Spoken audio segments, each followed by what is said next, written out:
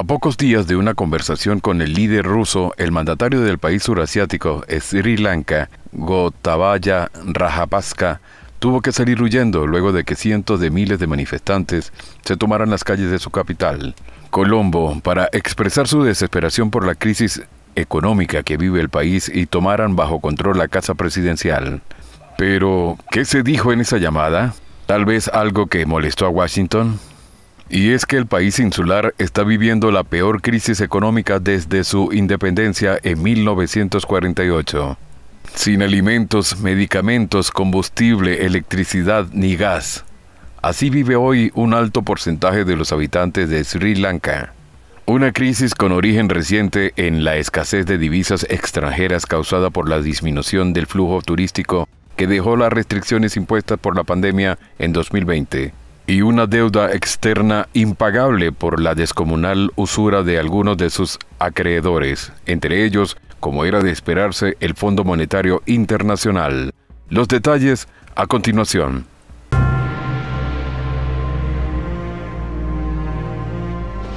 Voz de la Patria Grande. A 2 días de una llamada con el líder ruso, el mandatario de la nación surasiática, Sri Lanka, Gotabaya Rajapaksa, tuvo que salir huyendo luego de que cientos de miles de manifestantes se tomaran las calles de su capital Colombo, tomando además bajo su control la casa presidencial para expresar su desesperación por la crisis económica que vive el país. En ese escenario, el país insular, también el primer ministro Ranil Wickremesinghe, tuvo que anunciar su dimisión tras la irrupción y quema de su residencia oficial por parte de los manifestantes en la capital Colombo contra el gobierno por su pésima gestión de la crisis económica. Sin embargo, y pese a que es comprensible la inconformidad, hay quienes atribuyen este desenlace a alguna extraña presión por parte de Occidente, más aún cuando un llamado del Kremlin con Sri Lanka traería la solución. Previo al insólito suceso, Sri Lanka, sumida en una crisis económica sin precedentes desde su independencia como nación, había pedido a Rusia que le suministrara carburante para poder reanudar así los vuelos turísticos. Lo que llama la atención es que justo tras la conversación bilateral, el mandatario isleño haya salido huyendo de una turba desesperada. Según informes oficiales, Rajapaksa conversó con su homólogo ruso para pedirle prestado el petróleo que su país necesita urgentemente. Además, aprovechando la ocasión, le pidió humildemente ayuda con la reanudación de los vuelos entre Moscú y Colombo, capital de Sri Lanka. Por lo que, un acto desesperado, el mandatario pudo obrar sin prever la molestia que esto le ocasionaría con Washington por aquello de las sanciones al oso. Tras su conversación con el oso, el presidente srilankés afirmó: "Estamos de acuerdo en decir que el refuerzo de las relaciones bilaterales en sectores como el turismo, el comercio y la cultura es algo primordial para reforzar la amistad que comparten nuestras dos naciones". Declaración que posiblemente tuvo que resonar en la Casa Blanca y tomarse como un desacato a su imposición. Y es que el exacerbado ego del tío Sam fue herido si se tiene en cuenta que funcionarios de Estados Unidos se habían desplazado hacia Sri Lanka apenas el 26 de junio, con el supuesto propósito de ayudar al país a salir de la hambruna, crisis económica que ha llegado a su límite causando la escasez de productos básicos. Es así que, sumido por la impotencia de salir del caos, Rajapaksa no solo acudió desesperadamente a Rusia, sino también a la India y China, a quienes Washington empieza a ver con suspicacia, al primero por su apoyo al oso y en particular al gigante asiático, a quien considera un desafío para la OTAN. Así es pues que el país insular está viviendo ahora la peor crisis económica desde su independencia en 1948, sin alimentos, medicamentos, combustible, electricidad ni gas. Así vive un alto porcentaje de los 22 millones de habitantes del país, quienes en un intento desesperado de cambio y sin nada que perder después de meses de protestas pacíficas por la hambruna y la precariedad de vida, salieron a exigir sin tregua la dimisión del gobierno. La crisis de Sri Lanka tiene su génesis conocida en la escasez de divisas extranjeras originada por la disminución del flujo turístico a raíz de la pandemia, en una impagable deuda externa contraída, entre otros, con el Fondo Monetario Internacional y, como no, en la corrupción del gobierno y su flexibilidad fiscal. lo cual ha sido la receta para un cóctel amargo de condiciones socioeconómicas que desataron el caos y la conmoción. Sumado a lo anterior, una larga lista de malas decisiones condujo al gobierno de Sri Lanka a precipitar la disminución en su capacidad de adquirir combustible en cantidades suficientes para cubrir su demanda, así como a padecer escasez de víveres y artículos de primera necesidad, y para completar, a establecer cortes en el suministro de electricidad en varias regiones de la isla.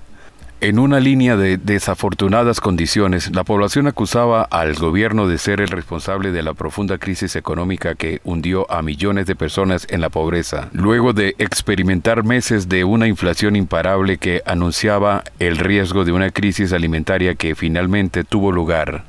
Es así que lo ocurrido no ha sido un evento sorpresivo para nadie, sino el lógico producto de la tensión y el descontento incrementado en el país desde finales de marzo, cuando además las autoridades impusieron cortes de luz de más de 13 horas, lo que llevó a la población durante semanas a protestar para exigir la dimisión del Ejecutivo. Desde entonces, centenares de manifestantes se instalaron en las afueras de la Secretaría Presidencial de su capital, Colombo, para exigir la renuncia del presidente, y las protestas pacíficas en todo el país se volvieron habituales. Entretanto, el gobierno trataba de hallar un acuerdo de rescate con el FMI, que por supuesto no rescata a nadie, sino que está para acrecentar las descomunales arcas de Washington.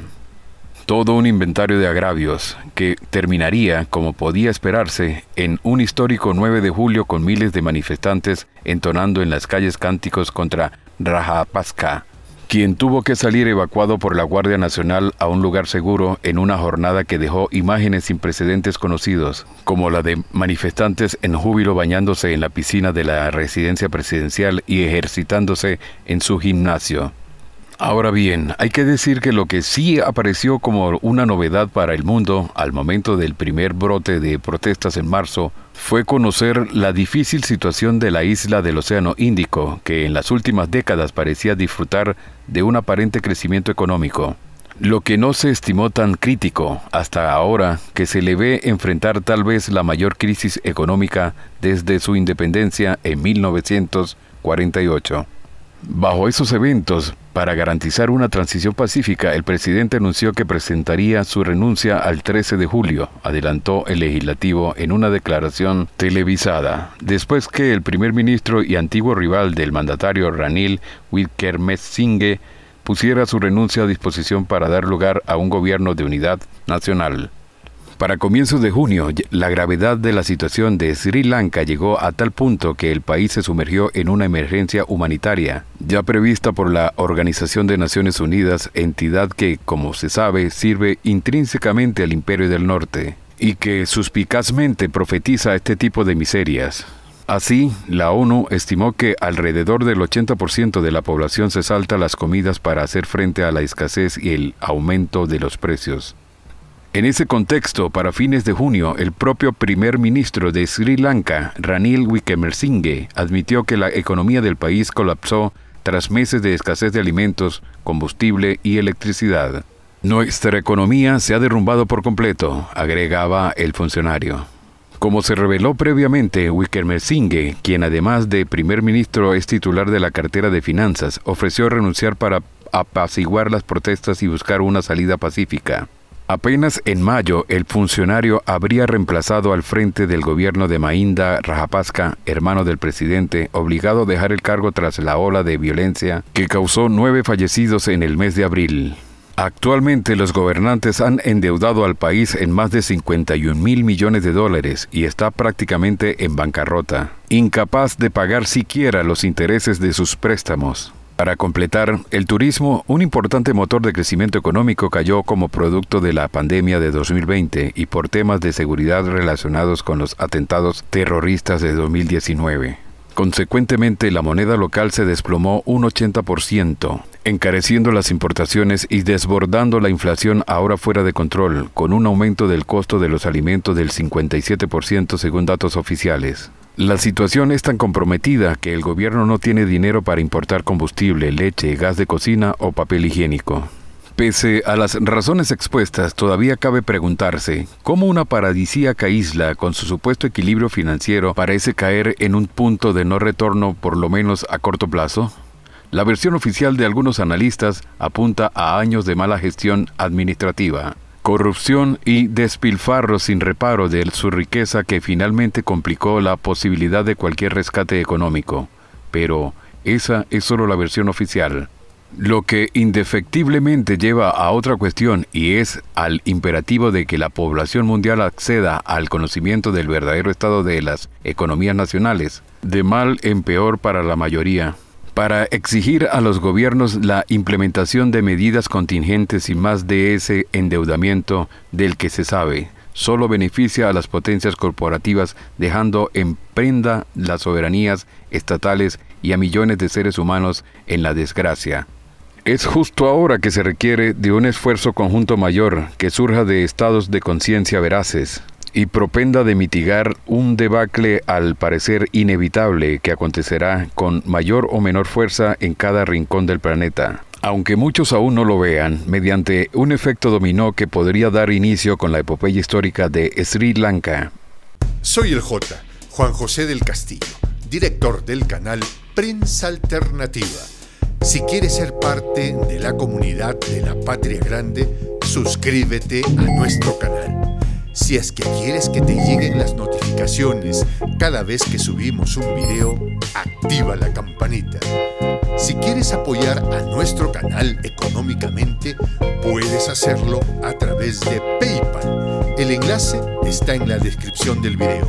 A nombre del equipo de Prensa Alternativa, me despido con esta expresión en el quechua milenario, Tupananchis Kama, cuya traducción es hasta volvernos a encontrar.